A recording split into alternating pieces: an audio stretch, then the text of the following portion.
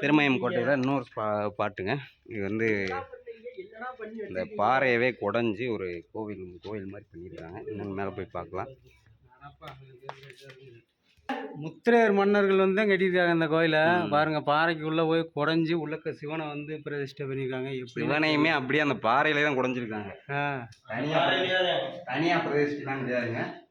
இது முழு பாறையை வந்து குடைவரை கோயில் மாதிரி குடஞ்சி இந்த அளவுக்கு ஒளி இதுகளை வச்சு தான் குடஞ்சி நம்ம ஈசன் எல்லாம் உள்ள இறைவன், தென்னானுடைய சிவன், எல்லாம் எந்நாட்டவர்க்கும் இறைவன், எல்லாம் உள்ள இறையே, எல்லா உயிருக்கும் அருள்வாயின்னு அந்த பாறையிலே தான் அப்படியே அடியிலிருந்து. இது பிரதிஷ்டை தனியாலாம் கிடையாதுங்க. நல்லா பாருங்க, பிரதிஷ்டை பண்ணால் நம்ம அந்த இது வச்சுருப்பாங்க, அதுக்கு பேர் என்னமோ சொல்லுவாங்களே, பாறையிலே தான் அடிச்சிருக்காங்க.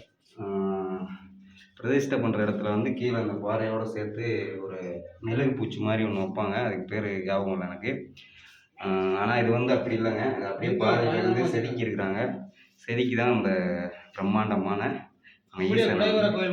ஈசனை வந்து அப்படியே வழிபட்டுருக்குறாங்க. பார்க்கவே தத்ரூபமாக இருக்கிறாரு. நம்ம இப்போ ஈசனை வேண்டிட்டு அடுத்த இடத்துக்கு